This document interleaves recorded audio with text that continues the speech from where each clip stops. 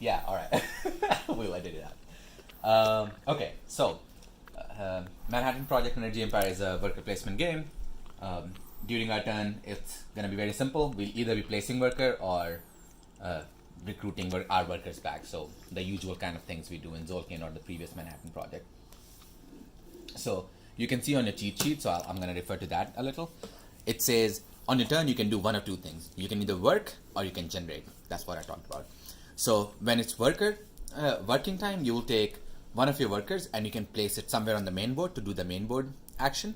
Mm-hmm. And then depending on which area of the board you put it in, so there's three big areas. There's the green area, the brown area, and the yellow area. They're all like science and industry and commercial.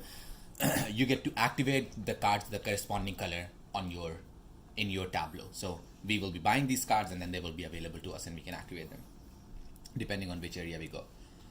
So that's the crux of the game. And during the generate phase, what we get to do is we get to get all our workers back and get to generate some energy, because sometimes energy can be useful in activating our cards. As you can see, some of the symbols say you can use a worker or an energy here. Mm-hmm.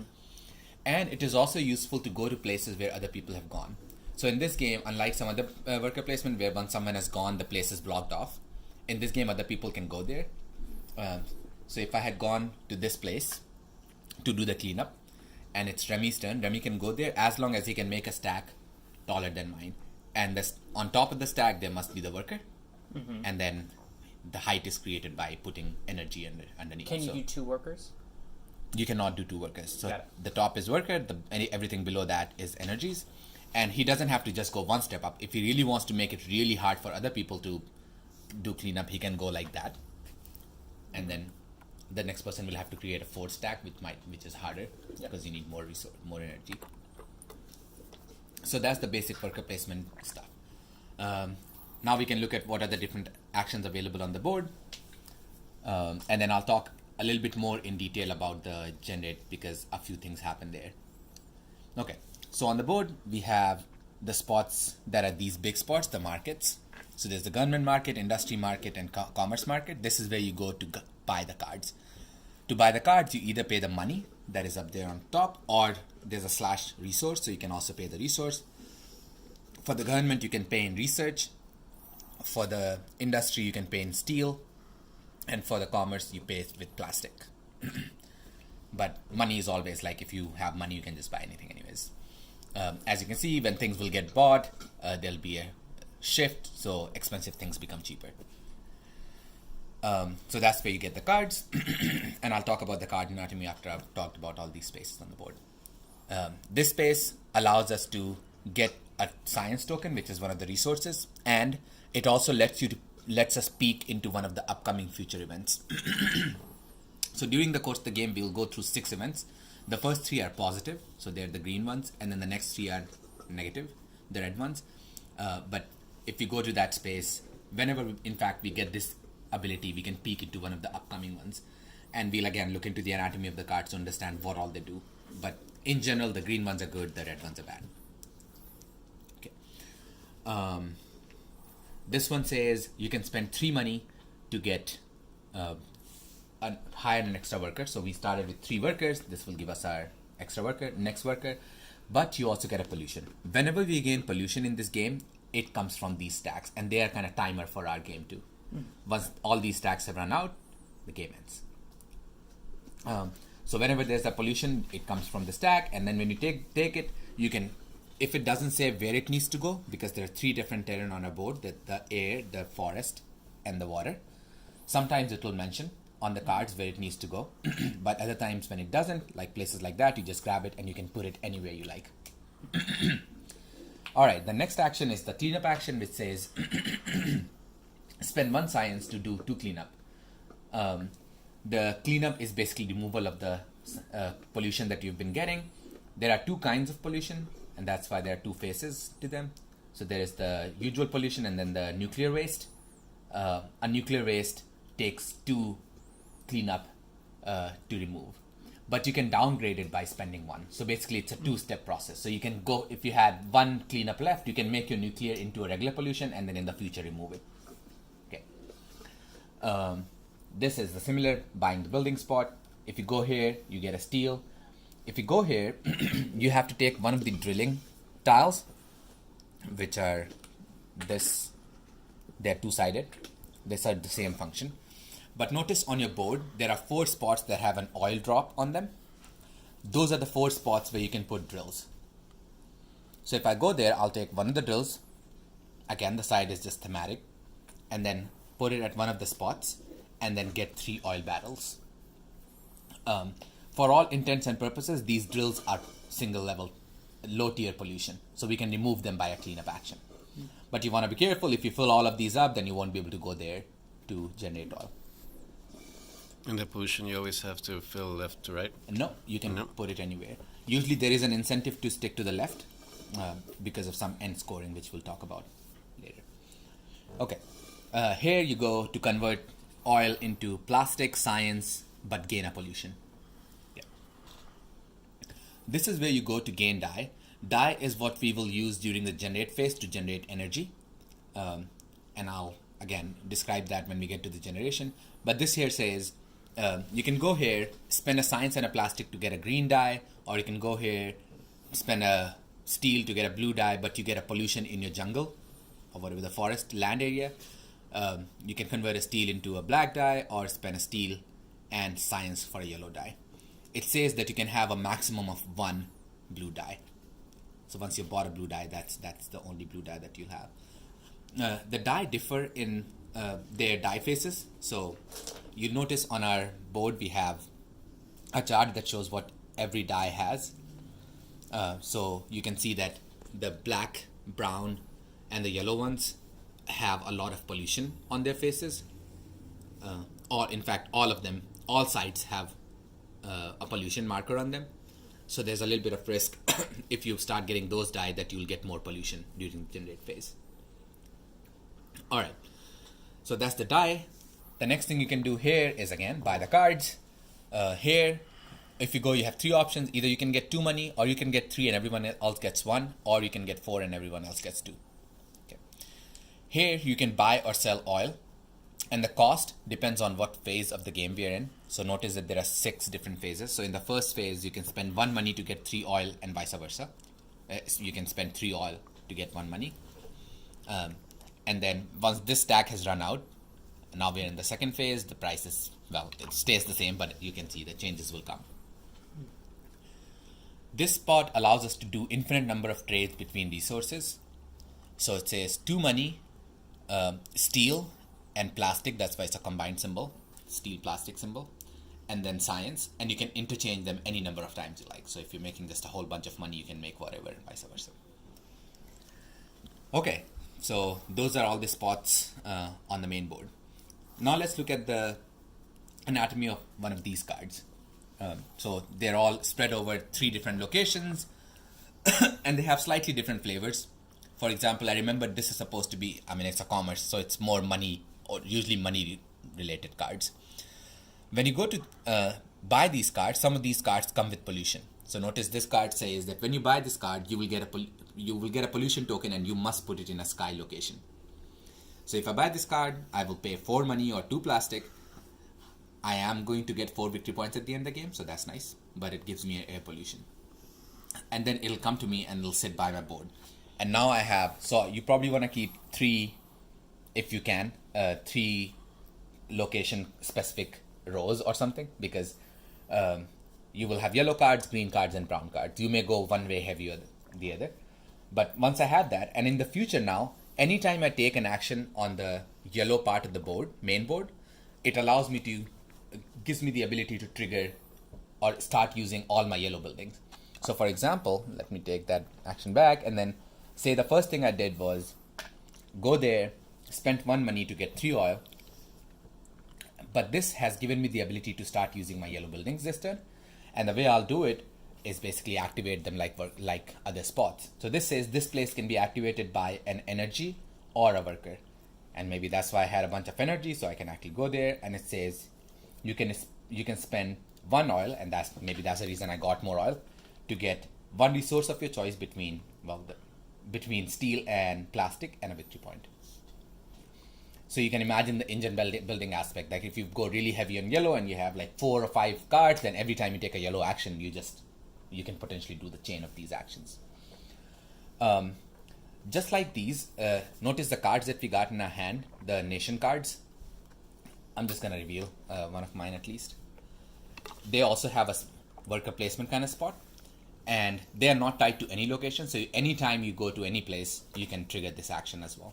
It also takes an energy or a worker, and it lets you do a special thing, which in this case it says spend a steel and 2 money to go 1 step up on the United Nations track. United Nations track is one way of getting victory point. You can see they give you victory points and they scale. Only one person can be in the last spot. So if someone has reached there, no one else can go. And either way, whoever is in the lead will get 3 points. I don't remember how the ties are split, so we'll see. Okay, so that was in our cards. Do you have to do the action on the board first before you do anything on your board? Yes. In this case, there is no doubt. Unlike Manhattan Project, because that's what allows you to trigger the corresponding cards. You cannot say, I intend to do the yellow action, so let me trigger all the yellow first. Yeah, we can make sure, but this is me 90% confident. Okay. Now let's look at some of these global impact cards. So let's look at this. Well, there's the flavor stuff, cheap imports. Then it tells you which environment is going to score. So in this case, it says water is going to score. So we will see how many our water sports are unpolluted and get that many victory points. So that's one benefit that you might get from peeking into the future. If you know that water is going to be scored soon, you probably don't want to pollute your water much. Then it says which cards refresh. So in this case, it's the symbol, which is the commerce. So it says commerce market completely refreshes. We'll delete all those cards. And then the main body will tell us what the effect is. So in this case, it says immediately place 1 plastic on each commerce board location. So all 4 locations. And then whoever goes there will just get to grab that plastic. So that's an example of a good one. Now we have the nasty ones. The top 2 things remain the same. So it says Sky will score and refresh the government building, but the bottoms are usually going to be nasty. So it says each player takes any one of their worker and places it on this card, and he's kind of logged. This worker remains on this card until that player pays 1 science to return the worker to the player board. So just basically a loss of a science. Yeah, so those are the events that we'll go through in these 6 rounds. Now the one thing that we haven't talked about is the generate phase. So the work phase is easy. You do something on the main board, then you trigger corresponding buildings. The generate phase is how you get your workers back. And a few things happen during the generate phase. The very first thing you'll do is if you have at least 2 or more unused worker and energy tokens left on your board, you get to claim one of the achievement thingies, which are endgame objectives. And then you'll keep them with you. At the end, they will score, and I think all of them can only give you a maximum of 5 points. Also, there is a maximum of 5 achievements, endgame objectives that you can have.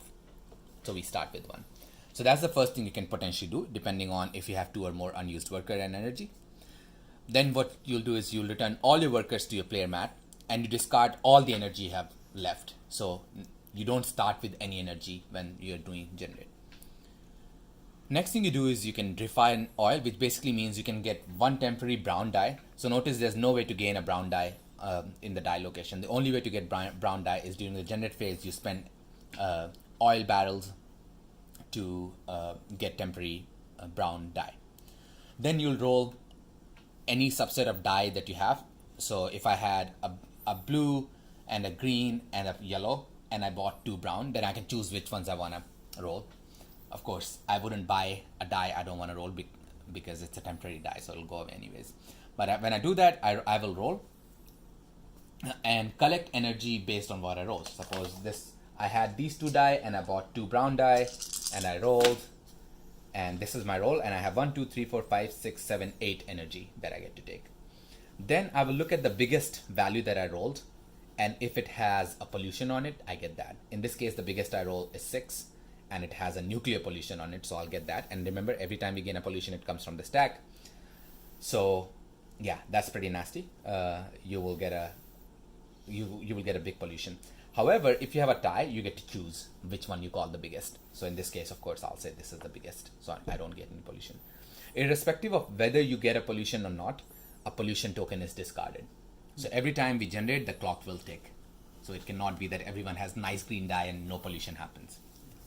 Anytime we generate, one token is coming off. It's either going to your board or going out the game.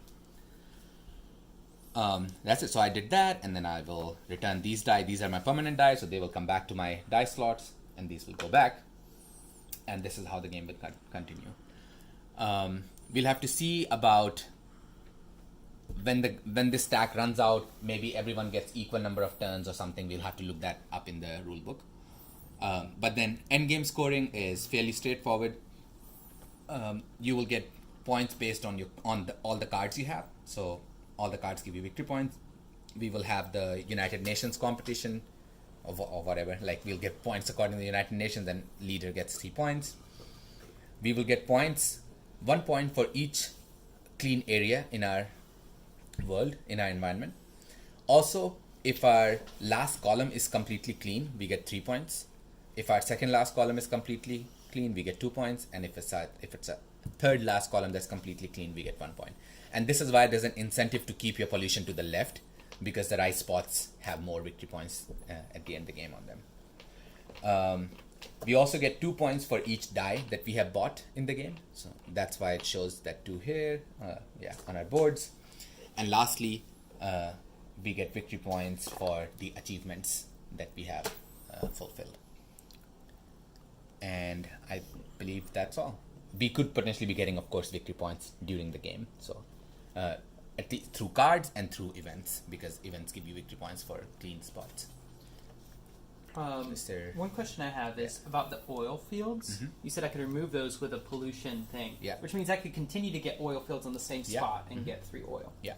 Okay. As long as you, don't completely cover up everything, all oil, and then get stuck, you can always pollute and unpollute. Yeah. Yeah. Okay. What is the difference between these two? Good. Yes, that was something I was going to bring up, but I forgot. So this one says that this can be activated on 2 different turns. Every time you activate it, you can activate it with worker or energy, and you get a steal. This can only be activated once on one of your turns, and then when you do that, you can convert 3 victory points to money. The problem with cards like these, well, at least one that have only one activation spot, is once you have done that, next turn, suppose I did that in my very first fresh turn when I had a lot of workers and energy, I did that, and next time I again go to a yellow spot, I have the option of activating these buildings again, but they already have things on them, so I cannot. Whereas something like this, I would have activated it with 1 energy, and then I went to a brown spot again, and I can activate it again in one of my future turns. When did the energies come off of those cards? When we generate. Makes sense. So when we generate, we get all our workers back, and we get rid of all the energy. Got it. But any unused energy would remain. Also goes away. No. Oh, yeah. okay. So that's what. When you generate, you start from with respect to energy, you start from 0. Yeah. Got it. But if you end with extra energy and or workers, you may be able. You may be able to grab one of the achievements. Sure. Yeah. Okay. All right.